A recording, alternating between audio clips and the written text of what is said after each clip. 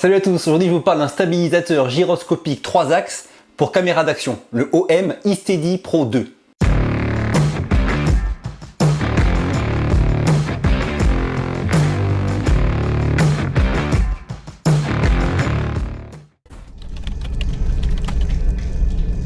Alors il est compatible avec beaucoup de caméras d'action. Moi j'ai pu le tester avec l'Osmo Action et la GoPro Hero 7 Black, mais sur la fiche technique il est aussi marqué compatible avec la Sony RX0 par exemple. Et avant d'aller plus loin, on va déjà répondre à la question que sûrement beaucoup se posent. Pourquoi acheter un stabilisateur gyroscopique 3 axes alors qu'on a des caméras comme l'Osmo Action ou la GoPro 7 Black qui ont des superbes stabilisations numériques? Alors il y a plusieurs points. Premier point, c'est qu'on peut garder l'horizon droit, alors qu'en filmant à la main sans ce gimbal, garder l'horizon droit c'est impossible. Deuxième point, quand on cumule les deux stabilisations, la numérique et celle du stabilisateur gyroscopique, on est encore plus stabilisé. Par exemple sur un hyperlapse, on verra bien la différence, c'est vraiment stable. Point suivant, quand on enlève la stabilisation numérique, on va gagner en angle de champ, en field of view. Vous savez, je n'ai parlé dans mes différentes vidéos, le fait de mettre en marche la stabilisation numérique réduit l'angle de champ.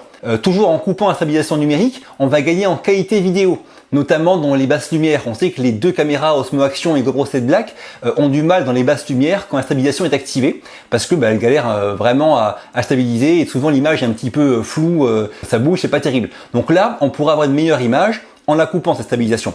Toujours en la coupant, pour l'Osmo Action, on va pouvoir stabiliser grâce à ce gimbal les images en HDR vidéo. Ça c'est hyper important parce que l'HDR vidéo ne supporte pas la stabilisation numérique de l'Osmo Action. Et enfin dernier point, c'est de pouvoir utiliser les différentes fonctions du stabilisateur, comme par exemple le motion lapse, où on paramètre un point A, un point B, et la caméra fait un time lapse en se déplaçant, en tournant doucement du point A au point B. Ça apporte quand même beaucoup de choses, mais tout dépend après de comment vous utilisez vos caméras. Si la GoPro 7 Black ou l'Osmo Action par exemple, ou la RX0 de chez Sony sont vos caméras principales, vous pourrez vraiment avoir accès à de nouveaux styles de plans et ça pourra vraiment étoffer vos vidéos. Alors ce iSteady Pro 2, maintenant je vais vous le décrire un petit peu, vous donner les points positifs et quelques points négatifs. Déjà la qualité est correcte, c'est du plastique mais bon ça fait pas cheap et il tient bien en main.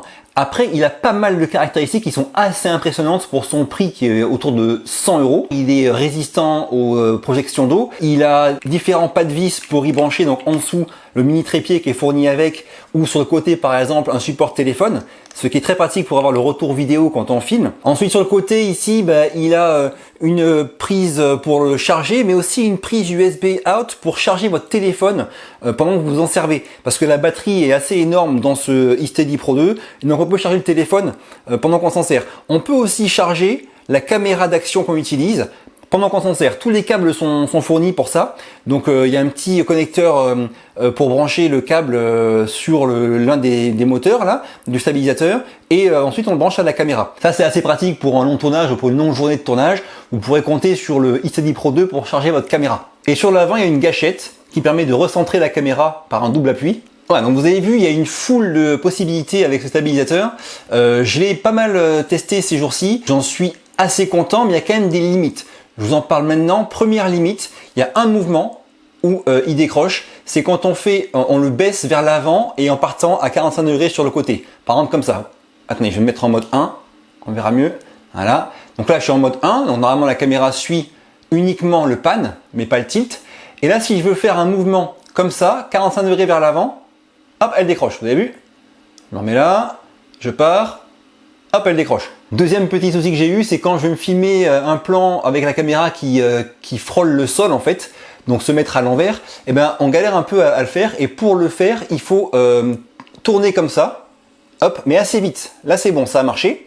Et là je peux mettre le stabilisateur comme ça, raser le sol avec, et avoir un plan en tenant à l'envers. Et pour revenir, pareil, on fait comme ça.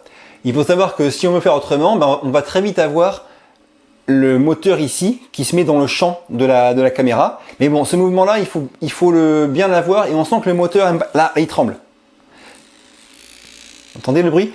Il n'aime pas trop ce mouvement là. Mais pour faire un plan en suivant le sol, c'est pourtant la seule solution, ce style de mouvement sur le côté. Ouais, donc mis à part ce style de mouvement où d'un coup la caméra décroche, et là, quand on veut filmer un plan au ras du sol où il faut savoir que bon voilà, c'est comme ça qu'on doit faire, mis à part ça, j'ai pas eu de soucis. Il y a des positions des fois où le moteur tremble, on sent qu'il force. Écoutez le bruit là, il tremble. Voilà. Cette position il n'aime pas là. Donc il faut savoir que le stabilisateur n'aime pas certains styles de mouvement, et on s'en rend très vite compte parce qu'il tremble.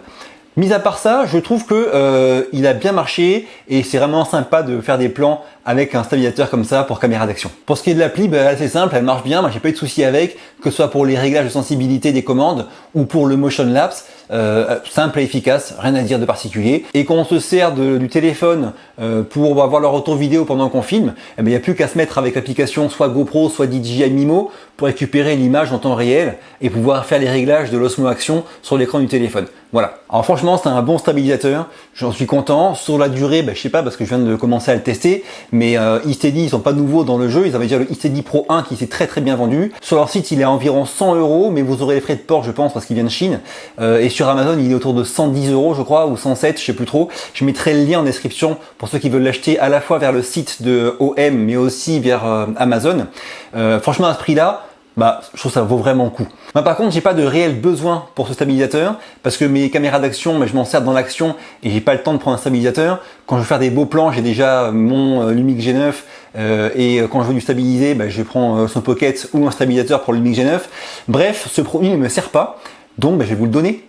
Ceux qui sont intéressés par avoir ça en cadeau, comme la fois d'avant, allez sur mon compte Instagram, monsport06, il y aura une photo avec ce stabilisateur de chez OM, eSteady Pro 2, et vous répondez en dessous, je participe, et puis je tirerai au sort d'ici 2-3 semaines, et le gagnant, je l'enverrai par la poste. Dites-moi en commentaire ce que vous en pensez, si ça vous a plu, un petit pouce bleu.